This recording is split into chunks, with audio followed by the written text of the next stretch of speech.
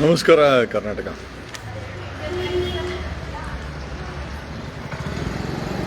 ಈ SIT ತನಿಖೆ ಅಲ್ಲಿ ಇರುವಂಥ ಟೀಮ್ ಏನಿದೆ, ಇದರಲ್ಲಿರುವಂಥ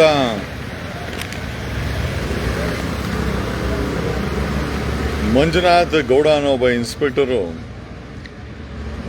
ನಮಗೆ ಗೊತ್ತಿಲ್ಲ SIT ಅವರು ಈ ಟೀಮನ್ನು ಆಯ್ಕೆ ಮಾಡ್ಬೇಕಾದ್ರೆ ಯಾವ ಮಾನದಂಡಗಳನ್ನು ತಗೊಂಡು ಈ ಟೀಮನ್ನು ಆಯ್ಕೆ ಮಾಡಿದ್ರು ಅಂತ ನಮಗೆ ಗೊತ್ತಿಲ್ಲ.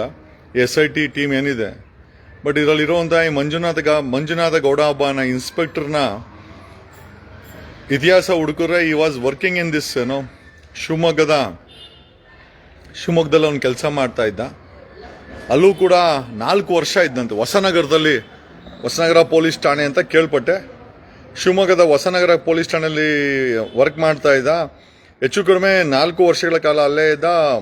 ಮರಳು ಮಾಫಿಯಾ ಜೊತೆ ಕೈ ಜೋಡಿಸ್ಕೊಂಡು ಸಾಕಷ್ಟು ಹಣ ಮಾಡಿದ್ದಾನೆ ಅನ್ನೋದು ಒಂದು ಆರೋಪ. ಮತ್ತು ಅಗ್ನಿ ಅವರು ಬರೆದಿದ್ದಾರೆ. ಜೊತೆಯಲ್ಲಿ ಕಾರವಾರದಲ್ಲಿ ಕೆಲಸ ಮಾಡಿದ್ದಾನೆ. ಕಾರವಾರದಲ್ಲಿ ಅಲ್ಲೂ ಕೂಡ ರೌಡಿಗಳಿಗೆ ಅವ್ರಿಗಳಿಗೆಲ್ಲ ಬೆಳೆಸ್ಕೊಂಡು ಬರೀ ಆಂಟಿ ಸೋಷಿಯಲ್ ಎಲಿಮೆಂಟ್ ಕೆಲಸನೇ ಒಬ್ಬ ಇನ್ಸ್ಪೆಕ್ಟರ್ ಆಗಿ ಇವನು ಮಾಡಿರೋದು. ಅಲ್ಲಿ ಕಾರವಾರದಲ್ಲಿ ಈ ಮಂಜುನಾಥ ಪ್ಲಸ್ ಗೌಡ,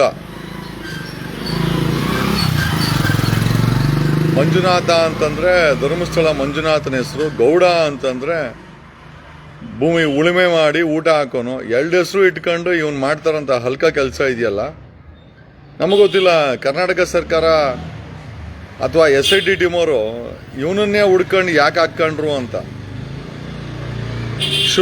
ಶಿವಮೊಗ್ಗದ ಹೊಸನಗರದಲ್ಲಿ ಕೆಲಸ ಮಾಡವನೇ ಅಲ್ಲಿ ಮರಳು ಮಾಫಿಯಾ ಜೊತೆ ಕೈ ಸೇರಿಸ್ಕೊಂಡು ಸಾಕಷ್ಟು ಹಣ ಲೂಟಿ ಮಾಡ್ಕೊಂಬಂದವನೆ ಅಂತ ಆರೋಪ. ಅಗ್ನಿ ಬರೆದಿದೆ. ಹೊಸನಗರದ ಸ್ಟೇಷನ್ ಬಗ್ಗೆ ಅಗ್ನಿ ಅವರೇ ಬರೆದಿದ್ದಾರೆ. ಅಲ್ಲಿ ಎವಿಡೆನ್ಸು ನಾನು ಹಾಕಿದ್ದೆ.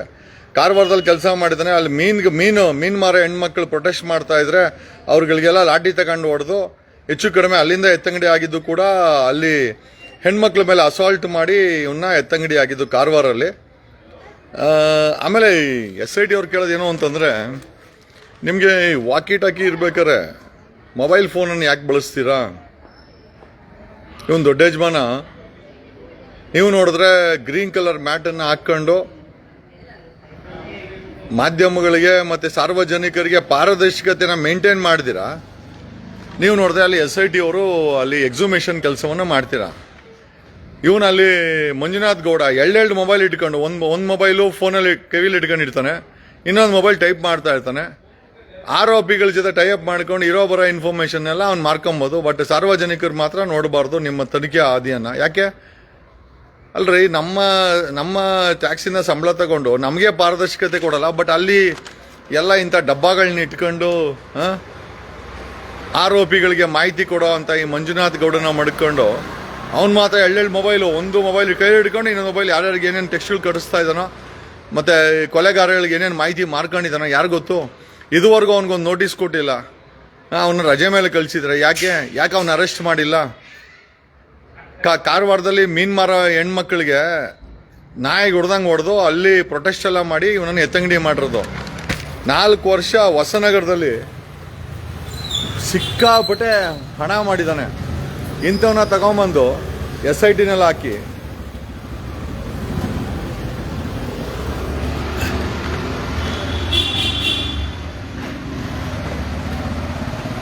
ಮೊಬೈಲ್ ಫೋನ್ ಬಳಕೆಯನ್ನ SIT ಅವರು ನಿಷೇಧ ಮಾಡಬೇಕು. ಕಾರಣ ಯಾಕೆ ಅಂತಂದ್ರೆ ನಿಮ್ಮ ಹತ್ರ ವಾಕಿ ಟಾಕೀಸ್ ಇದೆ.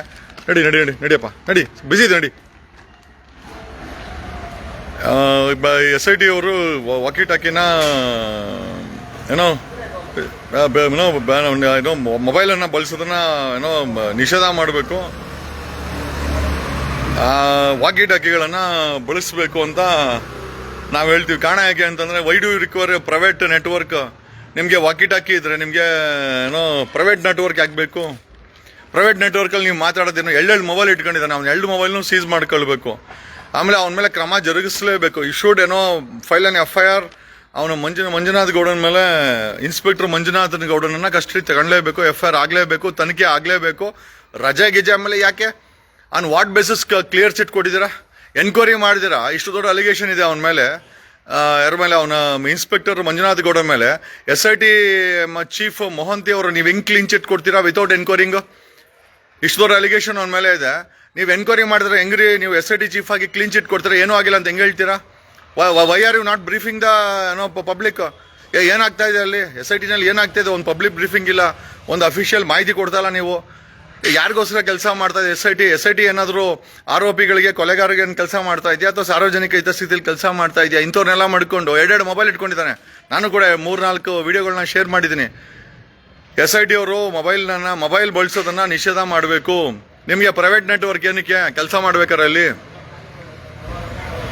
ಅದು ಇವನೊಂದು ಈ ಗಿರಾಕಿನ ಮಾಡ್ಕೊಂಡಿದ್ದೀರಾ, ಈ ಮಂಜುನಾಥ ಗೌಡ ಇನ್ಸ್ಪೆಕ್ಟರ್ನ.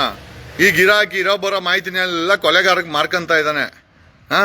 ಎಲ್ರಿ ಇದೆ ನಿಯತ್ತು, ಎಲ್ರಿ ಇದೆ ಇಂಟಿಗ್ರಿಟಿ? ಏನೋ SIT, ನಾನು ಮಾಧ್ಯಮದಲ್ಲಿ ಓದಿದ್ದು, SIT ಮುಖ್ಯಸ್ಥರಾದಂಥ ಮೊಹಂತಿ ಅವರು ಏನೂ ಆಗಿಲ್ಲ ಅಂತಾರೆ. ಎನ್ಕ್ವೈರಿ ಮಾಡಿದ್ರೆ ಏನೂ ಆಗಿಲ್ಲ ಅಂತ ಹೆಂಗೆ ಹೇಳ್ತೀರಾ?